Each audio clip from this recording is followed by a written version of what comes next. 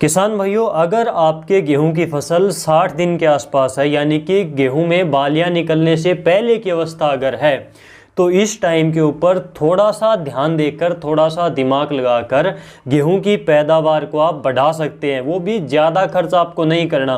तो इस वीडियो में हम इसी टॉपिक के ऊपर बात करेंगे कि गेहूं में बालियां निकलने से पहले हम ऐसा क्या करें, कौन सी खाद दें पौधे को, किस प्रकार से दें जिससे गेहूं की पैदावार बढ़ जाए, गेहूं के जो बाली निकलेगी उसमें दानों की संख्या ज़्यादा हो, दानों का आकार बड़ा हो, दाने की क्वालिटी अच्छी हो, दाने के अंदर वजन ज़्यादा हो, तो हमारे गेहूं की पैदावार ज़्यादा होगी। तो इन चीज़ों के ऊपर आज के इस वीडियो में हम बात करेंगे। चलिए शुरू करते हैं।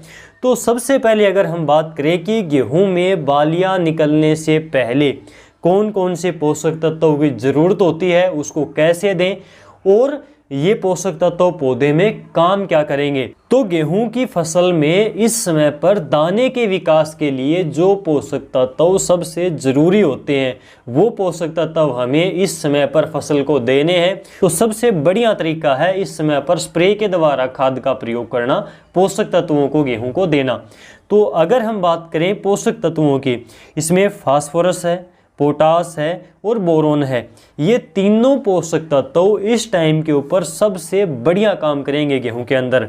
अगर हम बात करें इनके क्या काम होते हैं पौधे में इस टाइम पर, तो फास्फोरस का काम होता है तने को मजबूत करना, दाने का साइज बढ़ाना और दानों की संख्या में बढ़ोतरी करना। यानी कि अब जो गेहूं के अंदर बाली गाभे के अंदर तैयार हो रही है, तो उस बाली के अंदर दानों की संख्या अभी से ही बढ़ेगी। जब गेहूं से बाली बाहर आ जाएगी तो उसके दानों की संख्या बाद में नहीं बढ़ा सकते हम। इसलिए इस समय पर फास्फोरस का स्प्रे करना, यानी कि डीएपी का या फिर कोई ऐसा एनपीके जिसमें फास्फोरस हो, उसका स्प्रे हमें करना है। तो इसके क्या काम होते हैं ये हमने जान लिया। अब बात करेंगे पोटास की। तो पोटेशियम का जो काम होता है इस टाइम के ऊपर, वो दाने की क्वालिटी को बेहतर करना, दाने के अंदर चमक लेकर आना, दाने का वजन बढ़ाना, ये काम होता है पोटास का। ये दाने का साइज भी पूरा करती है। तो ओवरऑल ये दाने के विकास में अहम रोल देती है। दाने का विकास अच्छा होगा तो वजन ज़्यादा बैठेगा तो पैदावार ज़्यादा होगी। इसलिए ये काम करती है गेहूं में दाने के टाइम पर सबसे बढ़िया। बोरोन का क्या काम होता है इस टाइम पर, तो बोरोन का काम होता है बीज का विकास करना, यानी कि दाने के विकास में सहायता करना। जो हम दूसरे पोषक तत्व दे रहे हैं, अगर हमारी फसल में बोरोन की कमी रह जाएगी तो भी दाने का विकास पूरा नहीं होगा, बाली का साइज छोटा होगा, दाने का आकार छोटा होगा, पैदावार में कमी आएगी, गिरावट आएगी। तो इस टाइम के ऊपर बोरोन का भी हमें प्रयोग करना चाहिए, इसको ध्यान जरूर रखना है। तो ये जो गेहूं की फसल के लिए 3 सबसे जरूरी पोषक तत्व इस समय पर मैंने आपको बताया, जिसमें फास्फोरस, पोटास और बोरोन है, तो इनका प्रयोग आपको स्प्रे के रूप में करना है। और स्प्रे के लिए सबसे बेस्ट होता है एनपीके, वाटर सोल्यूबल फर्टिलाइजर। पानी में घुलनशील खाद होती है, आसानी से पानी में घुल जाती है, स्प्रे हो जाती है और पौधे को जल्दी मिल जाती है, बढ़िया काम करती है, जल्दी रिजल्ट आता है। तो इस समय पर एनपीके का कौन सी का स्प्रे करें, तो आपको 05234 लेनी है 1 किलोग्राम एनपीके, और इसके साथ में आपको 100 ग्राम बोरोन लेनी है। एनपीके 05234 में 52% आपको फास्फोरस मिल जाएगा, 34% इसमें पोटेशियम होता है। तो फसल को फास्फोरस और पोटेशियम की एक साथ पूर्ति हो जाएगी। और इसके साथ में 100 ग्राम हमें बोरोन भी लेनी है।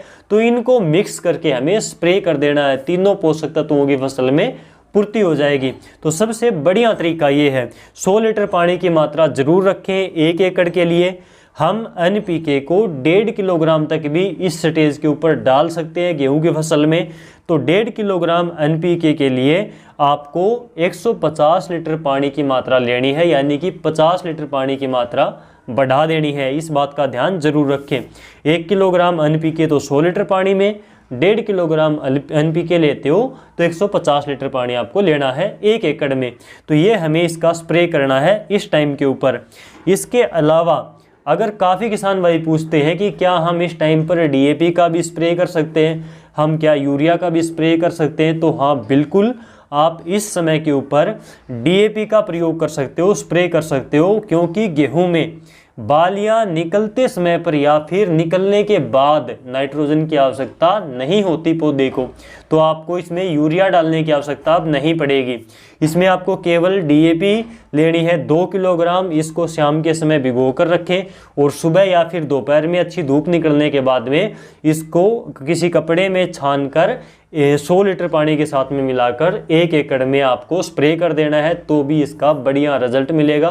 फास्फोरस की पूर्ति हो जाएगी पौधे में, तो बढ़िया काम करेगा। डीएपी का स्प्रे भी आप कर सकते हो फास्फोरस की पूर्ति के लिए। तो किसान भाइयों, इस समय पर आपको इस स्टेज के ऊपर गेहूं में इन पोषक तत्वों की पूर्ति करनी है। स्प्रे के द्वारा कौन सी स्प्रे में खाद यूज करनी है वो हमने जान लिया, क्या बेनिफिट होंगे वो भी हमने जान लिया। तो आपको सबसे ज़रूरी तो ये है कि आपको पता होना चाहिए कि फसल की किस अवस्था पर किस पोषक तत्वों की उसको आवश्यकता होती है। तो आपको बार बार जो वीडियो देखने पड़ते हैं, बार बार जो जानकारियां आपके साथ में भ्रमित करने वाली आपके सामने आती हैं, उनसे आप बच जाओगे और एक बढ़िया कम खर्च में अच्छी पैदावार फसल से निकाल सकते हो। तो इस वीडियो को ज़्यादा से ज़्यादा किसानों तक शेयर करना। आज के इस वीडियो में बस इतना ही।